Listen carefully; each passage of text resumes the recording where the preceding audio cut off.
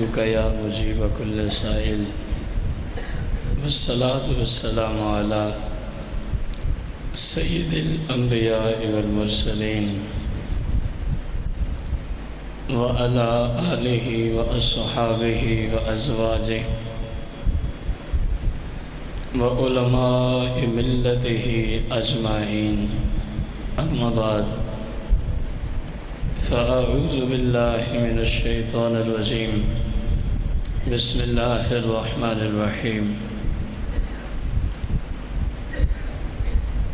إن الله وملائكته يصلون على النبي يا أيها الذين آمنوا صلوا عليه وسلموا تسليما الصلاة والسلام عليك يا سيدي يا رسول الله الصلاة والسلام عليك يا سيدي يا حبيب الله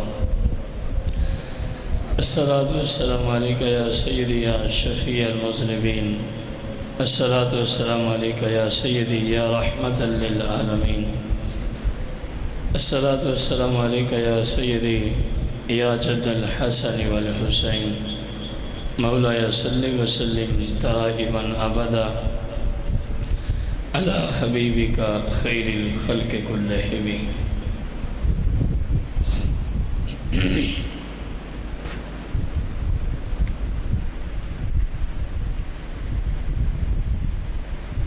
حمد و صلاۃ کے بعد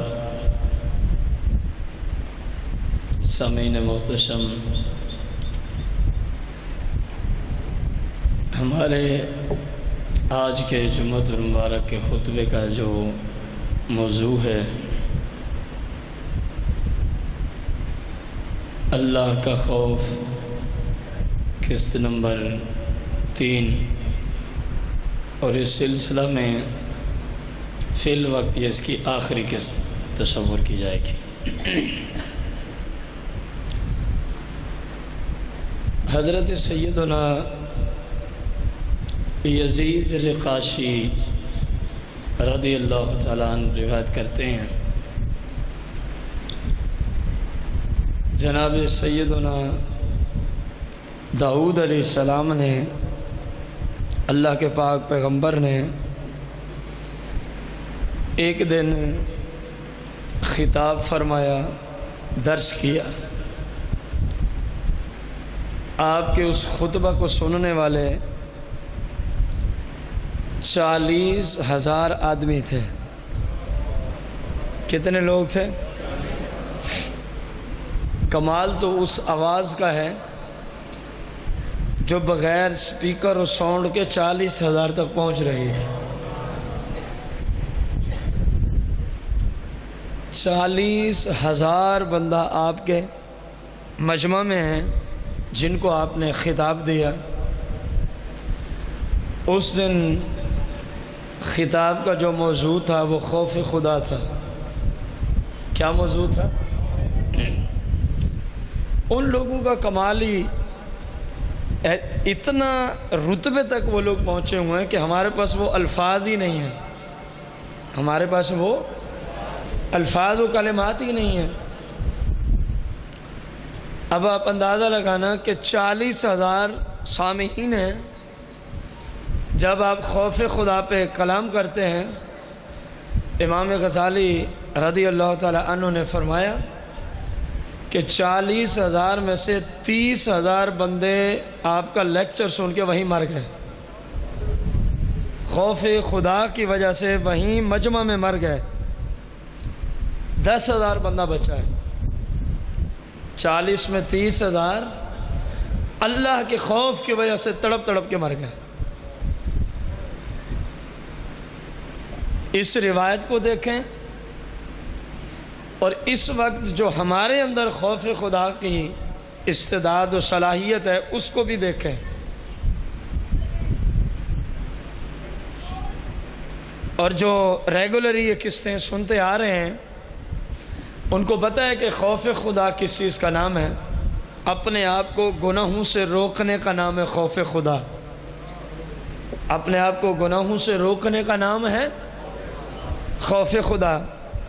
ان لوگوں کا حالانکہ وہ سارے پرہیزگار، متقی، تقوی کے اعلیٰ درجے تک پہنچے ہوئے تھے، لیکن جب اللہ کے خوف پہ ایک نبی علیہ السلام سے کلام سنتے ہیں تو 40 میں سے کتنے ہزار انتقال کر جاتے ہیں؟ اور یہ رتبہ جہاں داؤد علیہ السلام کے پاس اللہ نے عطا فرمایا، وہیں آپ کی امت کے غوث اعظم کو بھی عطا فرمایا۔ غوث اعظم کے بیانات اور خطابات میں بھی کئی جنازے اٹھا کرتے تھے۔ جب آپ خوف خدا پہ کلام فرماتے کئی جنازے اٹھ جایا کرتے تھے آپ کے خوف خدا کے لیکچر کو سننے کے بعد۔ چلو ہم ان میں نہ صحیح، کم از کم ابتدائی مرحلہ تو ہمارے اندر بھی نظر آنا چاہیے کہ اعضاء اللہ کی نافرمانی سے رک جانے چاہیے، اللہ کریم کی نافرمانی سے۔ جو مسلمان ہے، یہ جملہ اس کے لیے، جو سمجھتا ہے کہ میں ایک مسلمان ہوں، میں اللہ کی ذات پہ ایمان لایا ہوں، رسول اللہ کو آخری اور سچا نبی مانتا ہوں، اس کے لیے یہ جملہ ہے کم از کم بھائی صاحب اپنے آپ سے گناہوں کو تو دور کر دو۔ ہیں ہم مسلمان، بس صرف مسلمان بھی نہیں، سنیوں کو تو ایک اور بھی خام انہوں نے اپنے آپ کو بنا لیا ہے کہ ہمارے جیسا عاشق رسول ہی کوئی نہیں۔ ان کے تو یہ بھی فتوے ہیں، عاشق رسول کا کام رسول اللہ کے طریقے کے خلاف ہوتا ہے۔ اور تم پہلے ظاہری شریعت پہ تو چلو، تم پہلے ظاہری شریعت پہ تو چلو۔ وہ پیر نصیر الدین نصیر رحمۃ اللہ تعالیٰ علیہ ایک دن اپنے بیان میں فرما رہے تھے کہ پیر مہر علی شاہ صاحب رضی اللہ تعالیٰ عنہ کی بارگاہ میں 3 بندے گھر سے چلے، 3 بندے دور دراز، اور آپس میں کہتے آ رہے ہیں، ایک کہہ رہا ہے میں نے پیر صاحب سے یہ مانگنا ہے، دوسرا کہہ رہا ہے میں نے پیر صاحب سے، اور تیسرا کہہ رہا ہے میں پیر صاحب سے عشق کی دولت مانگوں گا۔ کیونکہ ہمارا موضوع کرامات اولیاء نہیں ہے، اس لیے میں نے 2 کو ترک کر دیا۔ تیسرے نے کہا میں پیر صاحب سے کیا مانگوں گا۔ 2 جو تھے وہ دنیا داری کی طرف تھے، یہ عشق مانگنا چاہتا تھا دین کی طرف۔ تو جب پیر مہر علی شاہ صاحب رحمۃ اللہ علیہ کی بارگاہ میں یہ لوگ پہنچے، سلام وعلیکم سلام، تو پیر صاحب جو لیکچر دے رہے تھے، پیر مہر علی شاہ صاحب رضی اللہ عنہ، آپ نے اس کو موقوف فرمایا، ان کے بتائے بغیر جو سینکڑوں میل دور سے مشورہ کر کے آئے تھے، ابھی انہوں نے مانگا۔ پیر مہر علی شاہ صاحب نے اپنے مریدین کو فرمانا شروع کیا، عجیب لوگ ہیں یار، کوئی کہتا ہے میں پیر صاحب کے پاس جاؤں گا تو یہ مانگ کے آؤں گا، کوئی کہتا ہے میں پیر صاحب کے پاس جاؤں گا تو یہ مانگ کے آؤں گا، اور کوئی کہتا ہے میں پیر صاحب کے پاس جاؤں گا تو عشق مانگ کے آؤں گا۔ فرمایا مجھے نہیں ان کی سمجھ، اتنا کچھ اللہ نے مجھے نوازا ہے، اتنے کچھ مجھے نوازا ہے، میں بھی ابھی عشق کی عین تک نہیں پہنچا، پتہ نہیں لوگ کس عشق کی بات کرتے ہیں، پتہ نہیں لوگ کس عشق کی بھیک مانگنے آ جاتے ہیں، مجھے تو نہیں سمجھ آتی۔ وہ دیکھنے لگے ایک دوسرے سے، ابھی بتایا ہی نہیں تھا۔ اب مقصود کیا تھا آپ کو یہ جملہ سنانے کا؟ مقصد کیا تھا؟ جو بندہ آج نماز نہیں پڑھتا وہ بھی عاشق رسول کے دعوے دار ہے، جس بندے کی داڑھی سرکار علیہ السلام کی سنت کے مطابق نہیں ہے وہ بھی عشق رسول کا دعوے دار ہے۔ جو بندہ رمضان کا 1 روزہ تک نہیں رکھتا، حالانکہ صرف 1 روزہ رمضان کا چھوڑنے والا فاسق و فاجر ہے، کبیرہ اشد ترین کبیرہ گناہ کا مرتکب ہے اور جہنم کا مستحق ہے، یہ ہے سرکار کی شریعت کا فتویٰ۔ وہ پورے رمضان کے روزے ترک کرنے والا، اس سے جب پوچھو گے نا وہ کہے گا میرے جیسا عاشق رسول ہی کوئی نہیں ہے اس امت۔ اور ادھر پیر مہر علی شاہ صاحب کے کلمات آپ نے سنے، فرمایا ہم تو عشق کی عین کو نہیں جانتے فی الوقت، حالانکہ رب کا کرم ہے، حالانکہ رب کا، اور یہ خام کہتے ہیں جی عشق مانگنے جا رہا ہوں۔ یہ خام کہتے ہیں عشق مانگنے جا رہا ہوں. یہ ہمیں کچھ سوچنا چاہیے. جو ہم جملہ بولتے ہیں کیا وہ استعداد بھی ہے اندر کے نہیں؟ ایک بندہ ظاہری شریعت پر نہیں عمل کر رہا، پہلے ظاہری شریعت پہ عمل کرے بندہ تو صحیح مسلمان بنتا ہے. کیا بنتا ہے؟ آگے ولایت یا قرب کے منازل یا ابدال، غوث، قطب، یہ سارا سسٹم بعد میں کھڑا ہے. اور جب یہ سارے مراحل گزر جاتے ہیں عشق کی ابتدا وہاں سے ہوتی ہے. اور یہ سب سے پہلا پرلے درجے کا فاسق، پرلے درجے کا فاجر، کبیرہ گناہوں کا مرتکب، سرکار کی شریعت کی دھجیاں اڑانے والا. اور اس سے پوچھو گے عشق رسول، میرے جیسا عاشق رسول کوئی نہیں ہے. کم از کم بندے کو جھوٹ تو نہیں بولنا چاہیے.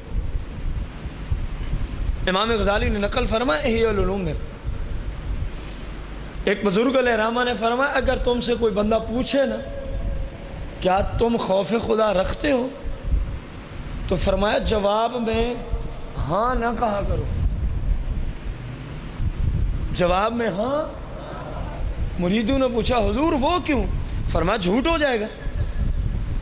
تم کرو کہ تم جواب دو کہ کوشش کرتے ہیں خوف خدا کی. کیا کرتے ہیں؟ فرمایا جب تم نے کہا ہاں میں خوف خدا والا ہوں تو اس کا مطلب ہے پھر تو نے ساری زندگی کبھی نافرمانی نہیں کی، حالانکہ کی ہے. تو فرمایا جھوٹ ہو گئے. بزرگان دین کتنی احتیاط فرمایا کرتے تھے، حالانکہ ان لوگوں پہ یہ کلمات سچے آتے ہیں، ان لوگوں پہ یہ کلمات سچے. امام غزالی جو کہیں میں خوف خدا رکھتا ہوں، الحمدللہ آپ پہ سچا آتا ہے. جنید بغدادی جو کہیں میں خوف خدا رکھتا ہوں، آپ پہ جملہ سچا. اس کے باوجود مریدین کو کیا تلقین ہے؟ اپنے تعلق رکھنے والے متوسلین متعلقین کو کیا تلقین ہے؟ فرمایا یوں کہا کرو کوشش کر رہے ہیں، جتنا ہم سے ہو سکتا ہے اللہ کی بارگاہ میں کوشش میں لگے ہو. اور ایک ہم ہیں کچھ بھی پلے نہیں ہیں، اور دعوے ایسے ہیں کہ کبھی جنید بغدادی نے بھی ایسا دعویٰ نہیں کیا. ہمارے پلے روحانیت باطنیت کی دنیا میں کچھ بھی نہیں ہے.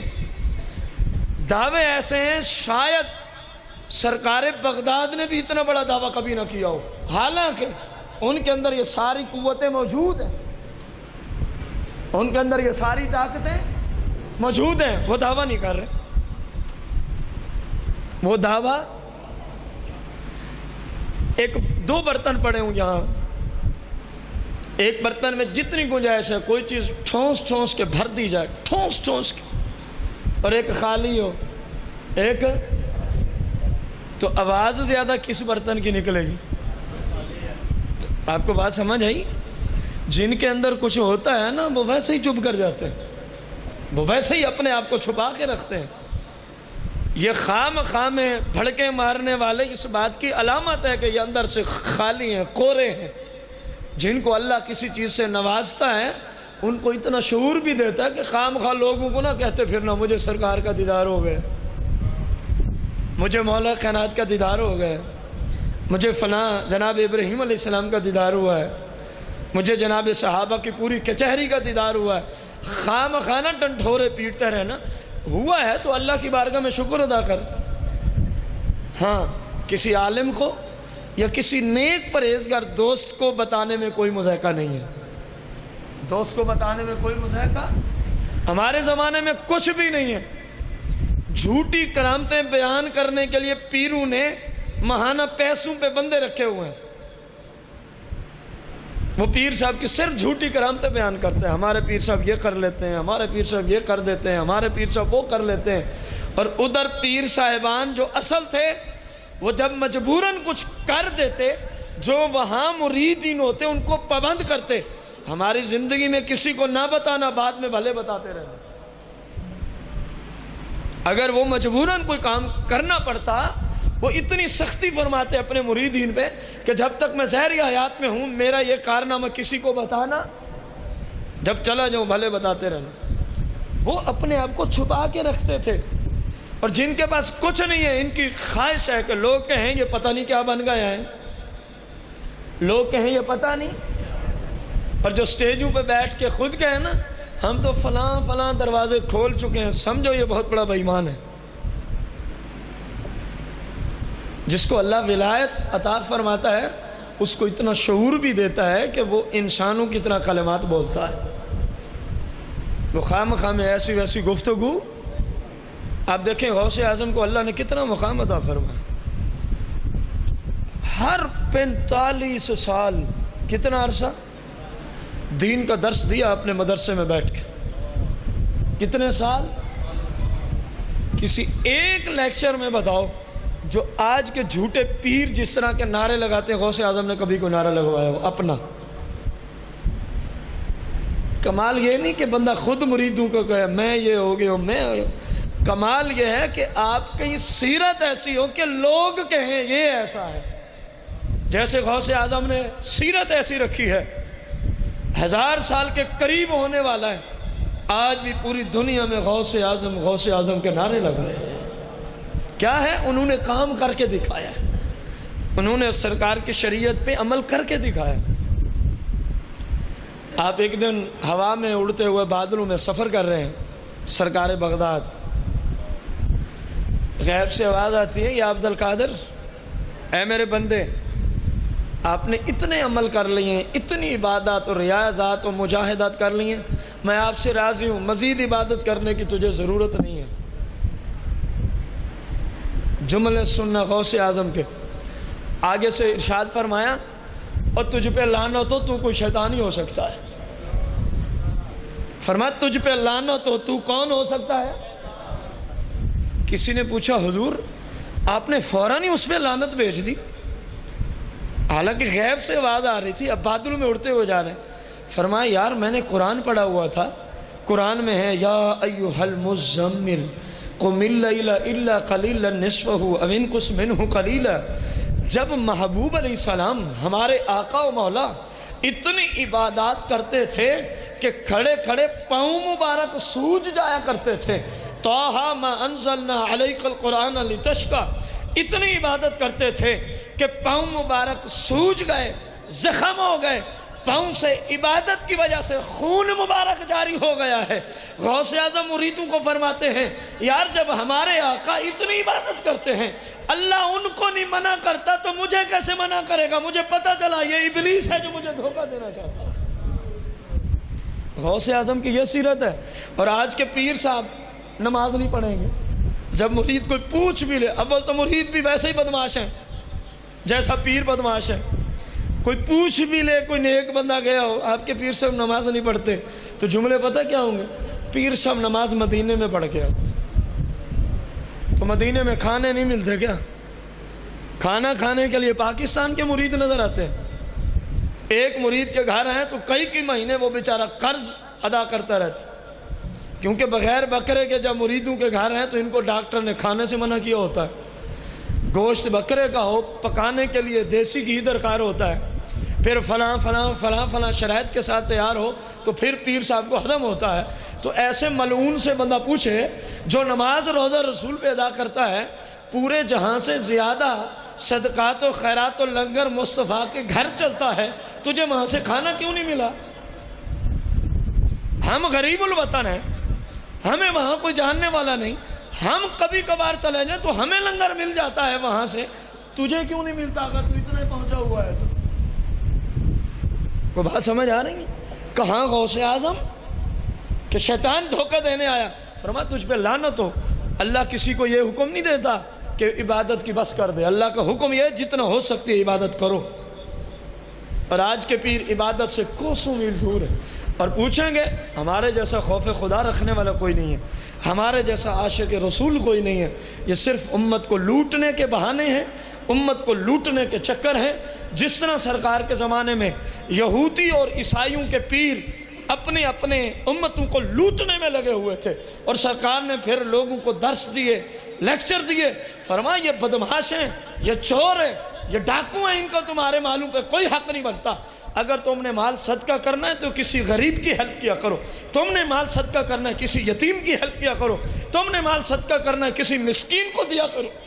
جب سرکار نے لوگوں کو سمجھایا تو یہودی سرکار کے دشمن ہو گئے، عیسائیوں کے پیر سرکار کے دشمن ہو گئے، صرف اس وجہ سے کہ لوگوں نے سرکار کے لیکچر سنے، ان کی بات سمجھ آئی، انہوں نے بدماشوں کو کھلانا پلانا چھوڑ دیا، اب بھوکے مرنے لگے، پھر سرکار سے دشمنی لے لی۔ سرکار کی ان باتوں سے پہلے لوگوں کو کہتے تھے یہ وہی نبی ہے جس کا موسیٰ علیہ السلام اعلان کرتے تھے، یہ وہی ہے جس کا عیسیٰ علیہ السلام اعلان کرتے ہوئے گئے۔ جب سرکار نے حق کی بات کی ہے وہی بندے دشمن بن گئے۔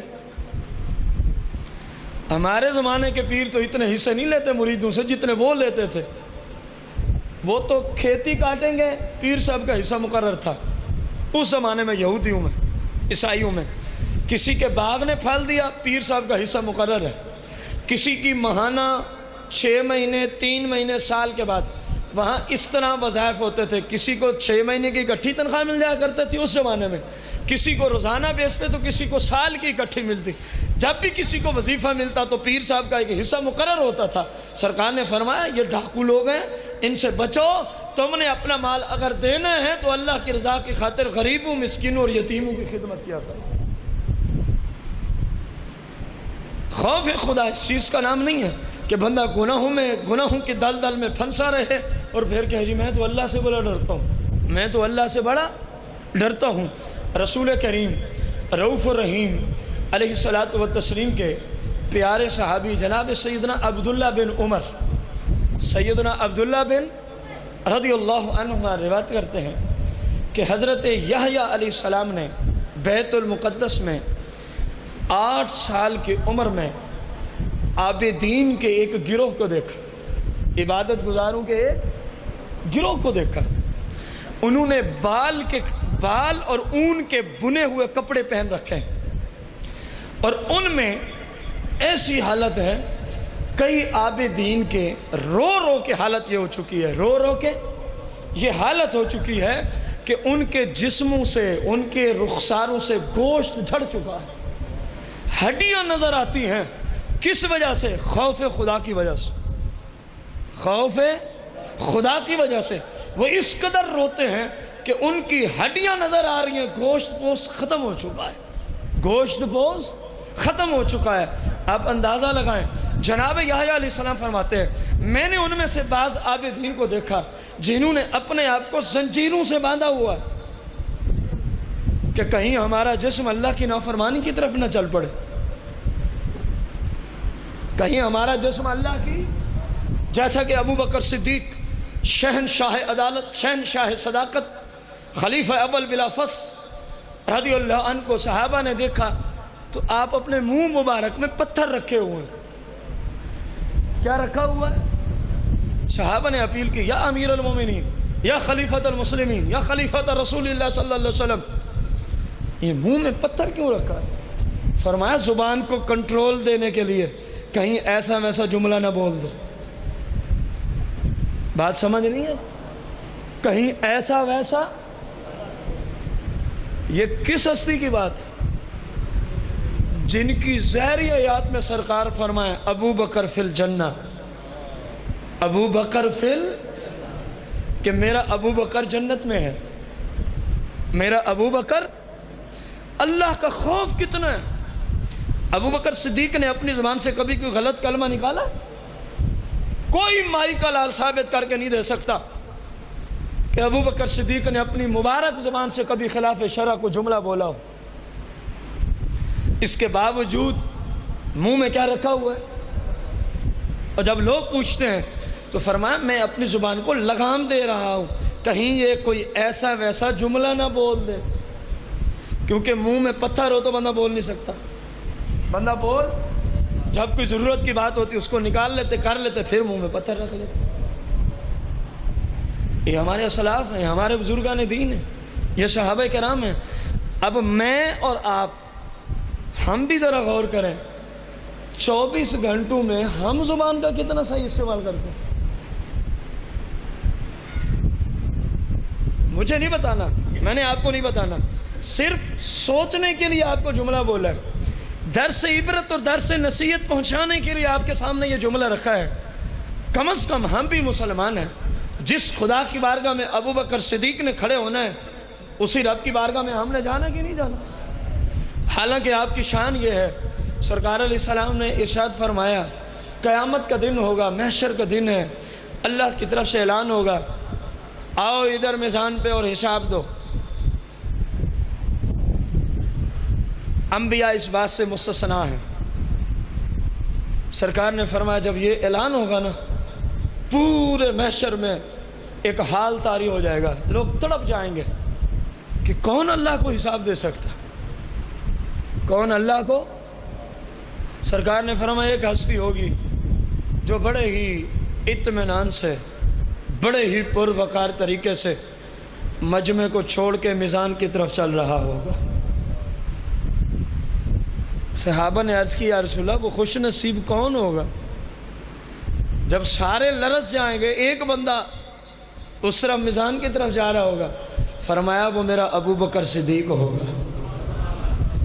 جس بندے کا یہ مقام ہے، یہ رتبہ، یہ شان ہے، وہ اپنی زبان کو کنٹرول میں رکھنے کے لیے پتھر نہ بھی رکھتے تو ان کی زبان سے کوئی خلاف شرع بات ہے، لیکن امت کو سمجھانے کے لیے فرما دیکھو اتنی شانیں ہیں پھر بھی ہم کس طرح احتیاط کرتے ہیں، پھر بھی ہم کس طرح۔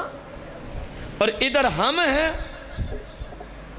آج رات کو چھوٹی سی بات کرنا چلا ہوں، جب آپ سونے لگیں صرف 5 منٹ اپنا محاسبہ کر لیجئے گا۔ جتنے بجے بھی آپ سونے لگیں، مثلا ایک بندہ 10 بجے سونے لگا ہے، اپنے آپ سے پوچھے کل رات 10 سے لے کر اب 10 تک 24 گھنٹے گزر گئے، اور میری زبان تو نے کتنا صحیح استعمال کیا ہے کلمات کی دنیا میں، کتنے غلط جملے نکالے ہیں۔ اپنے آپ سے پوچھنا، پھر آپ کو سمجھ آئے گی کہ ہم کیا کر رہے ہیں۔ یہ خوف خدا کی مثالیں ہیں۔ جس بندے میں خوف خدا ہے اس کا ہر عضو اللہ کی نافرمانی سے دور چلا جاتا ہے، وہ صرف اپنے رب کی فرما برداری میں لگا رہتا ہے۔ ایک صحابی سرکار کی بارگاہ میں آتے عرض کرتے ہیں یا رسول اللہ صلی اللہ علیہ وسلم، سر سے لے کر پاؤں تک میرے جسم میں بہت سارے اعضاء ہیں، آپ کس عضو پہ سب سے زیادہ خوف کرتے ہیں کہ اس کی وجہ سے لوگ جہنم میں جائیں گے؟ سوال سمجھیں آپ، پھر سن لیں۔ یا رسول اللہ صلی اللہ علیہ وسلم، سر سے لے کر پاؤں تک میرے جسم میں کثیر اعضاء ہیں، آپ کو امت پہ کس عضو کا زیادہ خوف ہے کہ جس کی وجہ سے لوگ کہاں جائیں گے؟ اخذ بلسانہ، سرکار نے جملے نہیں بولے، بس اتنا کیا، میں وہ کر کے دکھا رہا ہوں آپ کو، یہ سرکار نے کیا، بس اخذ بلسانہ، اپنی زبان مبارک کو پکڑ لیا، بولے نہیں، اشارہ کیا، فرمایا یہ ہے۔ پھر فرمایا میں دیکھ رہا ہوں اس زبان کے غلط استعمال کی وجہ سے پل صراط سے لوگ کٹ کٹ کے جہنم میں گر رہے ہیں، کٹ کٹ کے لوگ جہنم میں۔ سوچو نا ہم نے کتنا اس زبان کا صحیح استعمال کیا، کیوں نہیں اس کا استعمال صحیح ہوتا؟ خوف خدا ہی نہیں ہے، اللہ کا خوف ہی نہیں ہے، ہمیں کوئی ڈر ہی نہیں ہے، جو زبان میں آتا ہے وہیں بک دیا۔ اب پہلے نظام اپنے تک محدود تھا، غلط بکنے کا، غلط سوچ کا۔ اب ایک بٹن کو دبانا ہے، لاکھوں لوگوں کے ساتھ ہماری وہ غلط سوچ ہم نے لاکھوں لوگوں تک پہنچا دی۔ آج لوگ گندے گندے کلمات لکھ کے بذریعہ انٹرنیٹ عوام الناس تک پہنچا رہے ہیں کہ نہیں پہنچا رہے؟ صحیح بات کر رہا ہوں کہ نہیں؟ پہلے تو ظلم اتنا کہ اپنے تک غلط جملہ تھا، اب اس نے اس کو تحریر کی شکل دی اور پھر اس کو اپنے دوستوں سے شیئر کر دیتا ہے۔ اب اس نے ایک بٹن دبایا، اس کی یہ بے حیائی، اس کی یہ فحاشی، اس کی یہ بد کلامی، اس کا یہ ظلم، اس کا یہ گناہ، اس کا یہ فسق و فجور اب اپنے تک نہ رہا، اب لاکھوں لوگوں تک پہنچ گئے۔ کتنے لوگوں تک پہنچا؟ اس کو پرواہ ہی نہیں۔ کیوں؟ خوف خدا ہی نہیں۔ اگر خوف خدا ہوتا تو مسلمان کی زبان سے غلط جملے نکلتے، خوف خدا ہوتا مسلمان کی زبان سے کسی مسلم کو گالی دینے والی صورتحال سامنے آتی؟ اگر ہمارے اندر خوف خدا ہوتا اس زبان پہ کسی پہ ہم بہتان ڈالتے؟ اگر ہمارے اندر خوف خدا ہوتا 100 50 5,000 10,000 20,000 کی خاطر ہم اس زبان سے سر پہ قرآن مجید اٹھا کے جھوٹی قسمیں عدالت میں یا پنچایت میں پیش کرتے؟ آج کیا ہے؟ امت سے خوف خدا اٹھا گیا۔ خوف خدا اس لیے نت نئی کہانیاں ان کی نظر آ رہی ہیں، نت نئے کرتوت امت سے نظر آ رہے ہیں، نت نئے گناہوں کے دروازے امت کھول رہی ہے۔ میرے بھائیوں بزرگوں، یہ اصول یاد رکھو، جو جملہ آج زبان سے نکل گیا کل اس کا ہمیں جواب دینا پڑے گا۔ اگر صحیح ہے تو اجر ملے گا، اگر برا ہے تو اس کی وجہ سے عذاب دیا جائے گا۔ اب جب یہ قانون اپنے اندر بٹھاؤ گے تو پھر ممکن ہے کچھ ذہن بنے کہ یار میں زبان سے کیا بول رہا ہوں، میں کیا تحریر لکھ رہا ہوں، میں کس چیز کو دوستوں تک پہنچا رہا ہوں، میں کس پیغام کو لوگوں تک پہنچا رہا ہوں۔ آخر میں ایک مسلمان ہوں، میں کوئی کافر نہیں، میں کوئی ہندو نہیں، میں کوئی سکھ نہیں، میں کوئی یہودی نہیں، میں عیسائی نہیں۔ اور کچھ تو سوچ، تو اللہ کو ایک مانتا ہے، رسول اللہ کو آخری سچا رسول مانتا ہے، اور تیرے کام وہ ہیں کہ کافروں کو بھی شرم و حیا آ جاتی ہے کرتوت دیکھ کے۔ کوئی کمی ہے بے حیائی میں، فحاشی میں، عریانی میں، بد کلامی میں جو اس وقت ہمارا معاشرہ ہے؟ کوئی کمی ہے؟ 8 سال کے بچے ہیں، 10 سال کے بچے ہیں، 15-14 سال کے بچے ہیں، اتنی بڑی بڑی گالیاں ایک دوسرے کو دیتے ہیں کہ بندے کا یقین جانے جہاں بندہ کھڑا ہوتا دل کرتا ہے یہیں بندہ زمین کے اندر دھنس جائے۔ یہ ہمارا معاشرہ ہے، یہ والدین کی تربیت ہے اولاد کی، یہ ہمارے معاشرے نے ہمارے مسلمان بہن بھائیوں کو درس دیا ہے۔ کیا ہے؟ جدھر جاتے ہیں وہیں بد کلامی ہے، جس طرف جاتے ہیں وہیں بد کلامی ہے، اور سب سے زیادہ ستیہ ناس تو اس میڈیا نے کر کے رکھ دیا ہے، اس میں سوائے بکواس کے کوئی جملہ ہی نہیں ہوتا۔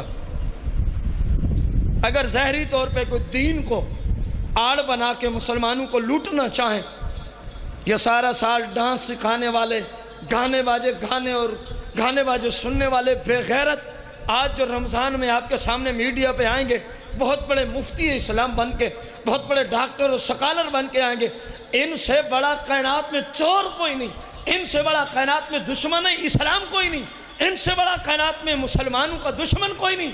یہ ظالم کبھی دین کو آڑ بنا کے ہمیں لوٹتے ہیں تو کبھی دین کے خلاف کلمات بول کے ہمیں لوٹتے ہیں۔ خدا کا خوف کرو، اپنے گھروں کا جائزہ لو، دیکھو ہمارے گھروں میں کیا کچھ ہو رہا ہے، ہماری بچیاں کیا کر رہی ہیں، ہمارے بچے کیا کر رہے ہیں، ہماری بیویاں کیا کر رہی ہیں، ہم خود کیا کر رہے ہیں۔ آخر ہم مسلمان ہیں، ہمیں سوچنا پڑے گا کہ نہیں سوچنا پڑے گا؟ لیکن ناممکن ہے کہ کوئی اپنے گھر کو اس حیثیت سے چیک کرے، باہر جا کے کہیں گے سنا تھا آج کیا کہہ رہا تھا۔ جو بھی کہہ رہا تھا کہہ تو آپ کے نبی کی شریعت ہی رہا تھا نا، چلو اور کچھ بھی نہ کہہ رہا ہو، جس نبی کا کلمہ پڑھا ہے اسی کی شریعت ہی کہہ رہا تھا نا۔ کوئی آپ کے خلاف تو جملہ نہیں بولا، رسول اللہ کا پیغام ہی پہنچایا نا، پہنچایا کہ نہیں پہنچایا؟ ایک صحابی جو گھر آتے ہیں، پردے کی حالت میں بیوی گھر سے باہر کھڑی ہے، غصے سے لال پیلے ہو جاتا ہے، فرمایا گھر کے باہر کیوں نکلی؟ اپنے دروازے پہ کھڑی ہے پردے کی حالت۔ فرمایا میرے سرتاج اندر تو دیکھ۔ جب اندر دیکھا تو بہت بڑا اژدہا سانپ بیٹھا تھا۔ فرمایا میں تو اپنی جان کو بچانے کے لیے یہاں کھڑی ہوں، حالانکہ باپ بند تھی۔ تو شوہر نے کس طرح چوٹ لگائی اپنی بیوی کو، فرمایا دروازے میں کیوں کھڑی ہے؟ آج وہ تفریح گاہوں میں، شاپنگ سینٹروں میں، مختلف پارکوں میں مختلف انداز سے وہ ننگی پھر رہی ہے، شوہر کو حیا تک نہیں ہے، باپ کو کچھ حیا تک نہیں، خوف خدا نہیں ہے، شرم و حیا نہیں ہے۔ کسی کا کوئی مسئلہ ہے تو کسی کا کوئی مسئلہ ہے، کوئی ہیلے بہانے تراش کے حرام میں لگا ہوا ہے تو کوئی ہیلے بہانے تراش کے حرام میں لگا ہوا ہے، کیا اسی کو خوف خدا کا نام دیں گے؟ ہمارے زمانے میں تو حالات اتنے ابتر ہو گئے، خصوصاً خواتین اسلام کے لیے جملہ ہے، اور ان کے لیے جملہ ہے جو عمرے پہ جا کے شریعت کا لحاظ نہیں رکھتے۔ ان عورتوں کو بار بار عمرہ کرانے سے خربوں درجے بہتر ہے کہ وہ اپنے گھر بیٹھی رہے۔ جو حرم میں جا کے بے پردگی کر رہی ہے، جو کعبے کی حدود میں بے پردہ گھوم رہی ہے، اسے گھر مدرجہ بہتر نہیں ہے کہ وہ گھر بیٹھی رہے؟ بولتے نہیں ہیں آپ۔ عمرہ کیا ہے؟ سنت ہے۔ عمرہ کیا ہے؟ اور بے پردگی کیا ہے؟ حرام، کبیرہ گناہ، قطعی حرام، اور وہ بھی حرم کعبہ میں، اور وہ بھی حرم مسجد نبوی میں۔ ہم کرانے گئے سنت، اور جتنے دن رہے حرم میں کبیرہ گناہ کا مرتکب وہ کرتی رہی، کبیرہ گناہ کا ارتکاب کرتی رہی۔ آپ بتائیں اس عمرے سے گھر بیٹھنا بہتر ہے کہ نہیں ہے؟ اور وہاں لوگوں نے اصول پتہ کیا بنایا ہوا ہے؟ کئی لوگوں سے سنا، اللہ کے گھر میں پردہ ہی نہیں ہوتا، جہاں سے اسلام چلا ہے وہیں پردہ نہیں ہے۔ سن لو، ہاں جب عورت احرام باندھتی ہے اس وقت اس کے چہرے کا کھلا رہنا یہ شریعت کا حکم ہے، یہ شریعت کا کیا ہے؟ اب مجبوری ہے، اب کیا ہے؟ احرام کی حالت میں اس کا چہرہ ننگا ہوگا۔ باقی جتنے طواف کرے گی، جتنی مرتبہ کعبے میں جائے گی، روضہ رسول پہ جائے گی، اس میں پردہ کرنا فرض ہے، ورنہ سرکار کی بارگاہ میں جانا ہی سرکار کی ناراضگی کا سبب بنے گا۔ یہ تو ایسے ہی ہے۔ ایک بندے نے ختم دلانا کیا ہے؟ مستحب، کوئی بھی ختم ہو یہ نفلی کام ہے۔ کیا ہے؟ مثال دے رہا ہوں، ادھر والی ادھر سے ایک بندہ نے ختم دلانا تھا اور رات کو جا کے چوری کی ہے۔ کیا کیا؟ اور کسی نے پوچھا بدماش کیوں چوری کیا؟ کہہ رہا کل میں نے امی کو ختم دلانا۔ کیا دلانا ہے؟ آپ کو اس بندے کا یہ طریقہ ختم کا اچھا لگا؟ کیوں؟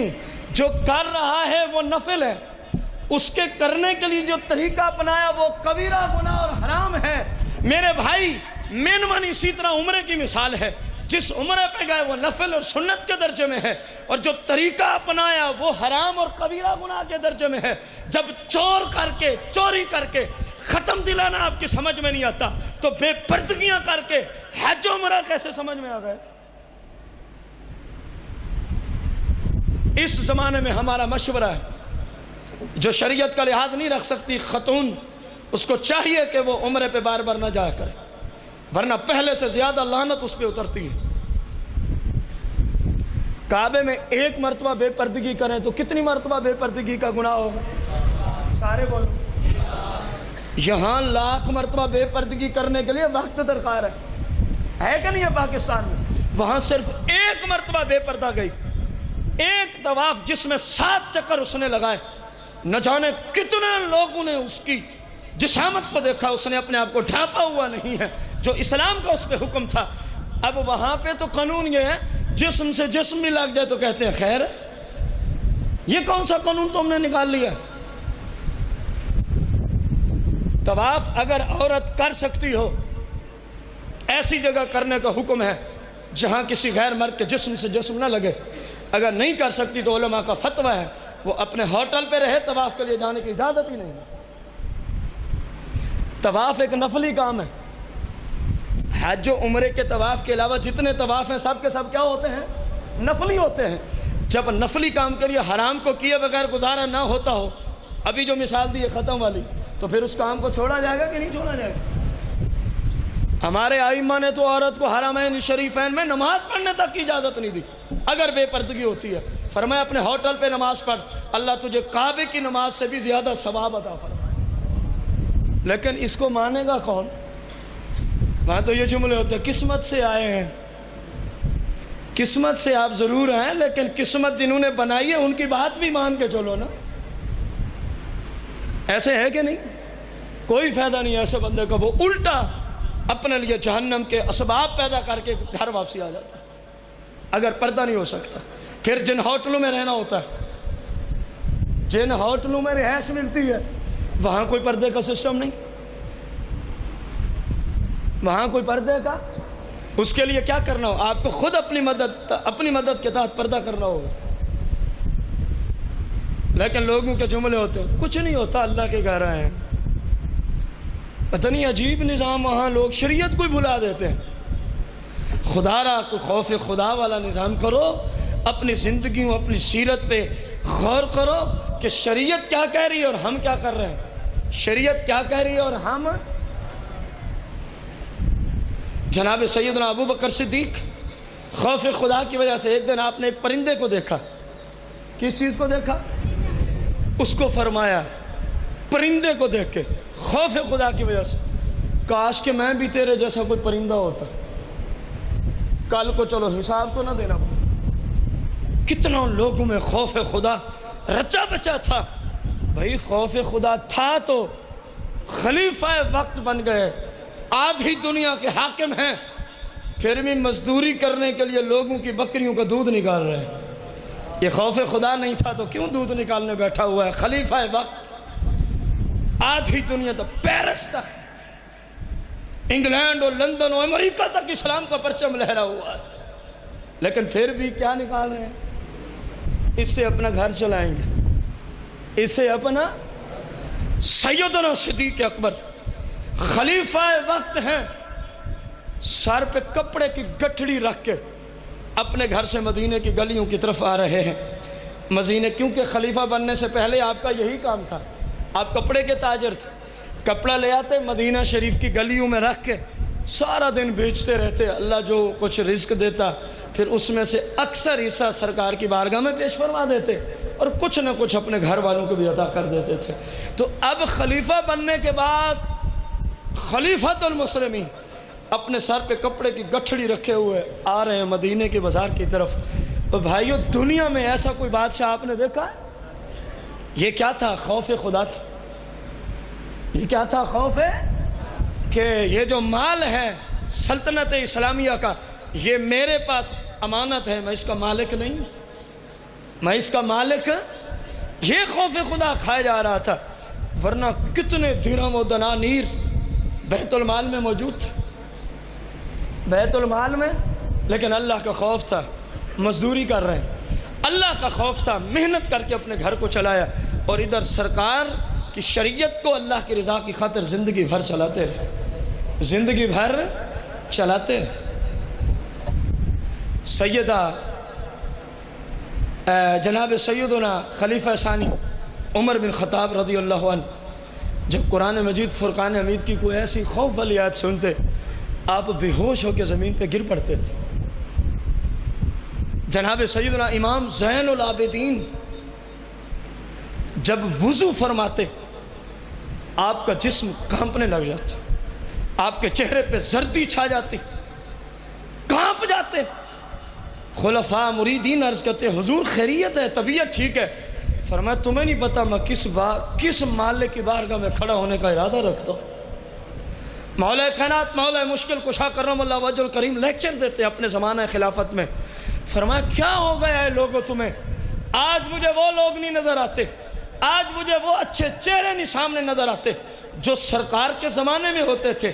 آپ نے فرمایا سرکار کے زمانے میں صحابہ کے چہرے پیلے ہوتے، زرد ہوتے، خوف خدا کی وجہ سے وہ کانپتے رہتے تھے۔ فرمایا لوگوں آج تمہیں کیا ہو گیا ہے؟ تمہارے چہرے خوف خدا کی وجہ سے پیلے نہیں، زرد نہیں ہیں، تم خوف خدا کی وجہ سے کانپتے نہیں ہو، تمہیں کیا ہو گیا ہے؟ اللہ تعالیٰ ان لوگوں پر رحمت کرے، وہ تو ہر وقت ہی خوف خدا کی وجہ سے ان کے چہرے زرد پڑ جایا کرتے تھے۔ ہم کیا کر رہے ہیں؟ یہ ساری باتیں بتانے کا مقصد ہم کیا کر رہے ہیں؟ کم از کم اتنا تو کرو میرے بھائیو، اتنا تو کرو کہ انشاءاللہ آج کے بعد کوئی کام بھی خلاف شرع نہیں کریں گے۔ انشاءاللہ آج کے بعد کوئی کام خلاف شرع، کوشش کرتے رہیں گے اللہ کی فرما برداری کی، کوشش کرتے رہیں گے اللہ کریم کی۔ مالک سے دعا کو ہیں صحیح معنوں میں مجھے آپ سب کو دین اسلام سیکھ کر ہمیشہ کے لیے اسلام پہ چلتے ہوئے استقامت عطا فرمائے۔ آمین بجاہ النبی الکریم علیہ الصلوۃ والتسلیم۔